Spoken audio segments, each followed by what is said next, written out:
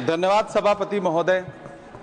हम ही को कातिल कहेगी दुनिया, हमारा ही कत्लेआम होगा। हम ही कुएं खोदते फिरेंगे, हम ही पे पानी हराम होगा। सभापति महोदय, सन 1947 में दिल्ली की जामा मस्जिद की तारीखी सीढ़ियों पर खड़े होकर के भारत रत्न मौलाना अबुल कलाम आजाद साहब ने कहा था कि मुसलमानों कहां जा रहे हो, यह है तुम्हारा मुल्क, यहां तुम्हारे आबाओ अजदाद की कब्रें हैं।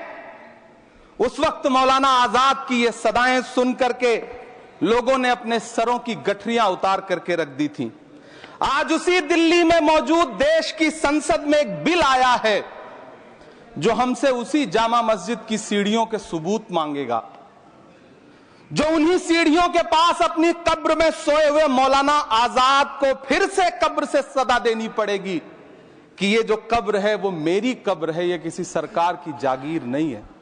सभापति महोदय, मैं जहां खड़ा हूं इसी संसद भवन के सामने सड़क के उस पार अपनी कब्र में सोए हुए भारत के पूर्व राष्ट्रपति फखरुद्दीन अली अहमद की कब्र है। शायद अब उस कब्र से भी सदाएं आए कि ये कब्र मेरी कब्र है, ये सरकार की जागीर नहीं है।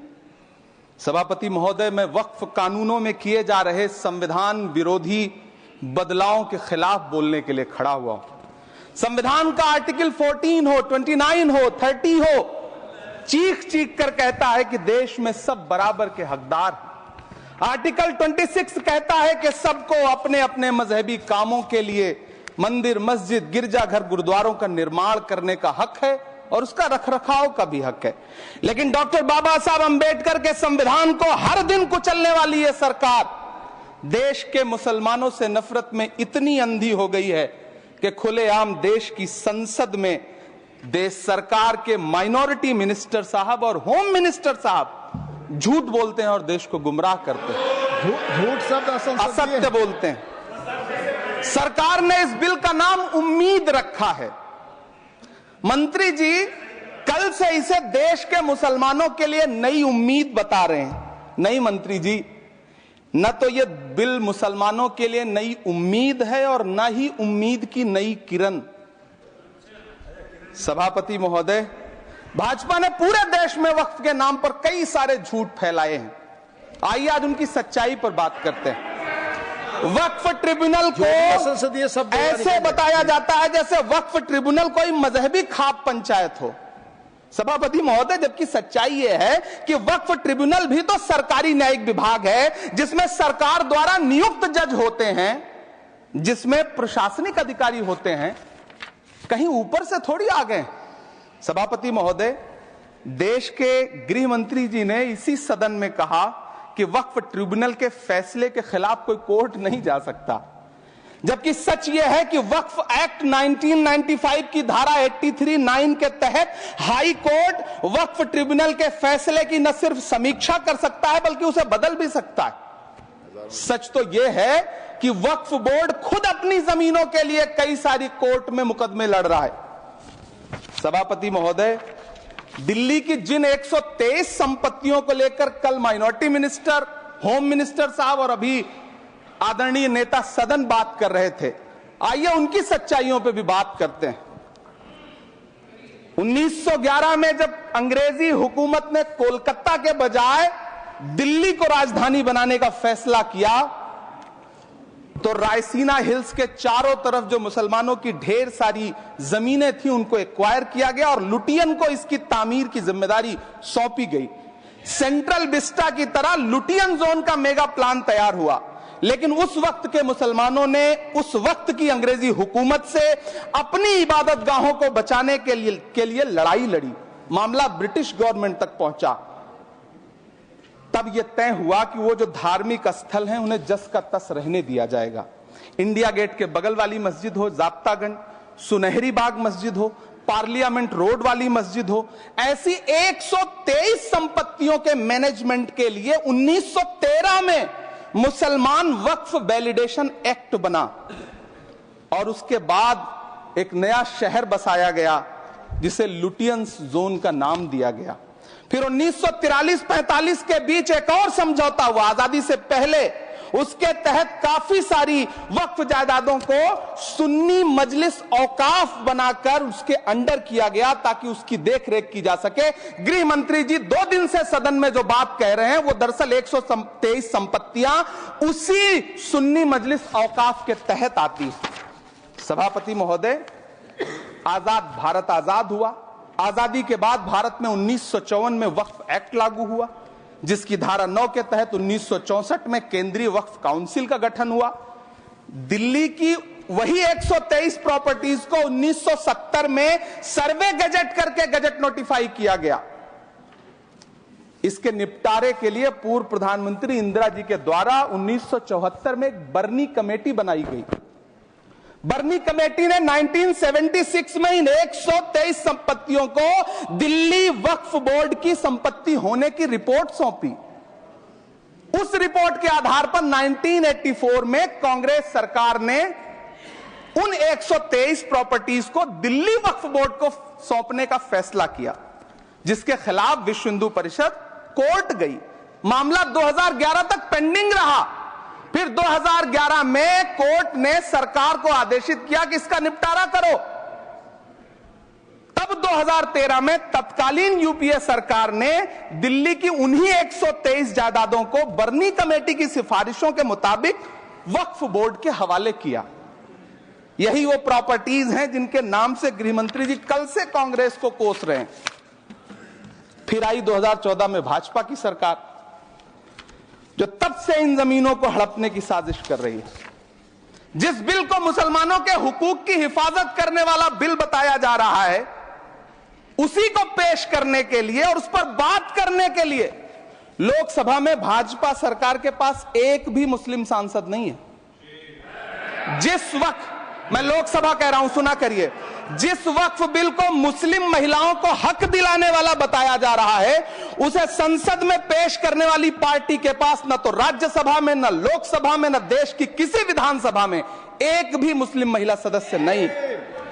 कल किरण रिजिजू जी कह रहे थे कि रेलवे की जमीनें देश की जमीनें हैं, डिफेंस की जमीनें देश की जमीनें हैं। हां मंत्री जी, हैं, बिल्कुल हैं। ये जो वक्फ की जमीनें हैं, ये हमारे पुरखों ने धार्मिक कामों के लिए डोनेट किया है। तो हम भी तो इसी देश के नागरिक हैं, हम भी तो इसी देश के बेटे हैं। तो वक्फ की जमीनें भी तो इसी देश की जमीनें हैं, उनको पराया क्यों बोलते हैं आप? सभापति महोदय, अशफाकुल्लाह खान जब फैजाबाद की जेल में फांसी के फंदे पर झूल रहे थे, तो इसी देश की जमीन के लिए झूल रहे थे ना। सभापति महोदय, अंडमान की जेल में काला पानी की सजा काटकर अपनी जान देने वाले मौलाना फजले हक खैराबादी हो या शेर खान अफरीदी हो, वो भी तो इसी जमीन के लिए अपनी जान दे रहे थे ना। सभापति महोदय, पाकिस्तान के खिलाफ लड़ते हुए अपनी जान देने वाले महावीर चक्र विजेता ब्रिगेडियर उस्मान हो या पाकिस्तान के पैटर्न टैंक उड़ाने वाला परमवीर चक्र विजेता वीर अब्दुल हमीद हो, वो भी तो इसी जमीन के लिए अपनी जान दे रहा था ना। और मंत्री जी, मैं इस सदन में अलल ऐलान ये कहता हूं कि जब भी इस देश की जमीन को लहू की जरूरत होगी, आपसे 2 कदम आगे इमरान खड़ा मिलेगा, ये मैं आपसे यकीन दिलाते हुए कह रहा हूं। सभापति महोदय, मैं सरकार से कहना चाहता हूं, हमसे हमारी इबादत गाहें तो मत छीनिए ना, हमारे घरों पे बुलडोजर तो मत चलाइए ना, हमारी कब्रों में तो हमें सुकून से सोने दीजिए ना। सभापति महोदय, माइनॉरिटी मिनिस्ट्री का बजट कट करके मुस्लिम बच्चों की स्कॉलरशिप बंद करके अब सरकार कह रही है कि हम वक्फ की आमदनी से गरीब मुसलमानों का भला करेंगे। गुजरात की बेटी बिल्किस के बलात्कारियों की रिहाई के बाद उन्हें माला पहनाने वाली लोगों के नेता ये कह रहे हैं कि यह बिल मुस्लिम महिलाओं को उनका हक दिलाएगा। धन्यवाद मोदी जी, क्या बढ़िया सौगातें मोदी दे रहे हैं आप। पहले हमें गुजराते मोदी दिया, आप सौगातें मोदी दे रहे हैं। लेकिन यह सरकार इतना याद रखे कि इसी ठसक के साथ देश की संसद में सीए का कानून भी लाया गया था और कहा गया था बड़े बड़े भाषण देकर के कि पड़ोसी देशों से हिंदू भाइयों को ला करके यहां नागरिकता दी जाएगी। लेकिन मैं आपके संज्ञान में लाता हूं सर कि पिछले इतने दिनों में इनसे नागरिकता लेने के लिए 2000 व्यक्ति भी नहीं आए, जबकि इसके उलट इन्हीं की सरकार में पिछले 10 साल में 15 लाख से ज्यादा भारतीयों ने भारत की नागरिकता छोड़ करके दूसरे देश में जाकर के बस गए। यह हुआ उस कानून का अंजाम। सभापति महोदय, इसी तरह की जिद के साथ किसानों के खिलाफ भी कानून लाए गए थे। जिस तरह आज वक्फ के फायदे गिनाए जा रहे हैं, उसी तरह से किसानों को भी कृषि कानूनों के फायदे गिनाए गए थे। लेकिन अंजाम क्या हुआ? 700 किसानों की शहादत लेने के बाद सरकार को अन्नदाता किसानों के सामने घुटने टेकने पड़े और कृषि कानून वापस लेने पड़े। जिल्ले इलाही, जमहूरियत जो है वो नफरत और ठसक से नहीं चलती है, अकड़ से नहीं चलती है, उसमें सबकी हिस्सेदारी जरूरी है। कल देश के माइनॉरिटी मिनिस्टर ने लोकसभा में खड़े होकर एक शेर सुनाया था कि मुझसे कोई बदगुमान न हो, तो मैं उन्हें एक शेर सुनाना चाहता हूं कि मैं आज जद पे हूं तो इतना खुशगुमान न हो, मैं आज जद पे हूं तो इतना खुशगुमान न हो, चराग सबके बुझेंगे हवा किसी की नहीं। नीतीश कुमार जी हो, चंद्रबाबू नायडू जी हो, चिराग पासवान जी हो, जयंत चौधरी जी हो, देवे गौड़ा जी हो, जीतन राम मांझी जी हो, सबको समझना पड़ेगा कि जब जंगल में आग लगती है तो न वो बरगद बचते हैं जो हवा को आंधी में तब्दील करते हैं, न वो बांस बचते हैं जो आपसी रगड़ से चिंगारी पैदा करते हैं। सभापति महोदय, जब देश को मनमोहन सिंह साहब जैसा काबिल प्रधानमंत्री मिलता है तो देश को आरटीआई जैसा एक्ट मिलता है, सेज जैसा एक्ट मिलता है, मनरेगा जैसा एक्ट मिलता है, लिबरलाइजेशन मिलता है, राइट टू एजुकेशन मिलता है, नेशनल फूड सिक्योरिटी एक्ट मिलता है। लेकिन जब देश को सौगातें मोदी मिलती है तो क्या मिलता है? सीए मिलता है, फॉर्म्स लॉ मिलता है, आर्टिकल 370 मिलता है, इलेक्टोरल बॉन्ड जैसा एक्ट मिलता है और वक्फ अमेंडमेंट एक्ट जैसे बिल देश को मिलते हैं। मुझे तो अपने हमवतन भाइयों से पूछना है कि आपको अपने बच्चों की तरक्की, खुशहाली और नौकरी की दरकार है या फिर मुसलमानों की दान की गई जमीनों को लूटकर धन्ना सेठों को देने की साजिश करने वाले कानून की? सभापति महोदय, यह सरकार रात के 3 बजे तक पूरे देश को जगा करके संसद में अपने ही नागरिकों को नीचा दिखाने के लिए वक्फ बिल ला रही थी, तो उधर रात के 1:30 बजे अमेरिका हम पर 26% टैरिफ लगा रहा था। सरकार की प्राथमिकताएं देश को पता। सभापति महोदय, मैं बहुत भावुक हूं आज, और मुझे अच्छा लगा कि आदरणीय नेता सदन जगत प्रकाश नड्डा जी ने बहुत अच्छी बातें भी की, मन से बातें की। क्योंकि उनके नाम में प्रकाश जुड़ा है तो मैं उनमें हमेशा एक रोशनी की किरण देखता हूं। मैं उनके सामने बहुत अदब से यह बात कहना चाहता हूं कि चरागों के सफर में दबदबा हो आंधियों का तो फिर अंजाम जुल्मत के सिवा कुछ भी नहीं होगा। यह दुनिया नफरतों के आखिरी स्टेज पर है, इलाज इसका मोहब्बत के सिवा कुछ भी नहीं होगा।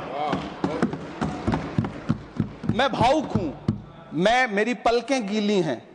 अगर देश की एक बहुत बड़ी आबादी को लगता है कि आप उसका भला करने के लिए नहीं बल्कि उनकी इबादतगाहों, उनकी कब्रिस्तानों, उनकी खानकाहों को बर्बाद करने का बिल ला रहे हैं, तो फिर आप अगर समझाने में नाकामयाब रहे हैं तो यह आपकी नाकामयाबी है। पहले समझाइए, उसके बाद कोई बिल लेकर के आइए, तब शायद हम आपका इतनी पुरजोर तरीके से विरोध ना करें।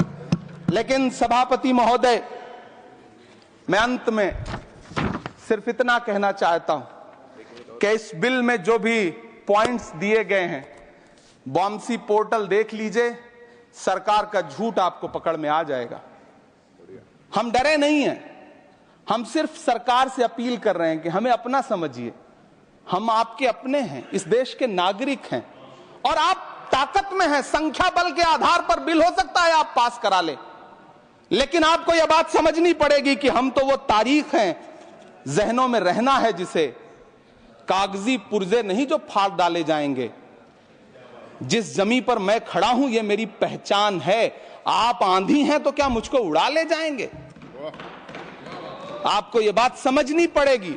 आपको अगर इतना विपक्ष की तरफ से पहले जेपीसी में इतने सारे पॉइंट्स आए और उसके बाद कल से लोकसभा में और राज्यसभा में सुझाव आप सुनने को तैयार नहीं है, लोगों की शंका को दूर करने के बारे में आप बिल्कुल सोच नहीं रहे, बस आप कह रहे हैं यह बिल उम्मीद की नई किरण है। नहीं साहब, इसे भले किरण जी लेके आए हैं, लेकिन ये उम्मीद की नहीं बल्कि नाउम्मीदी की किरण है। और इस देश की एक बहुत बड़ी आबादी इस बात से खदशे में है, शक में है कि आप सीधे उनकी जमीनों को लूट करके धन्ना सेठों को बेचना चाहते हैं। मेरी अब भी आपसे अपील है कि इस बिल को वापस लीजिए। यह बिल कहीं से आपके अपने नागरिकों के लिए अच्छा नहीं है। यह बिल सिर्फ इस देश के मुसलमानों को नीचा दिखाने का और अपने एक ऐसे मतदाता वर्ग को खुश करने का बिल है जिनको इस बिल के पास हो जाने से कुछ मिलेगा भी नहीं, लेकिन आप एक नैरेटिव देना चाहते हैं, एक मैसेज देना चाहते हैं। मेरी आपसे अपील है कि कृपया ये जो सबका साथ सबका विकास का नारा है, इस नारे को रत्ती भर तो चरित्रार्थ कर दीजिए। बहुत बहुत धन्यवाद।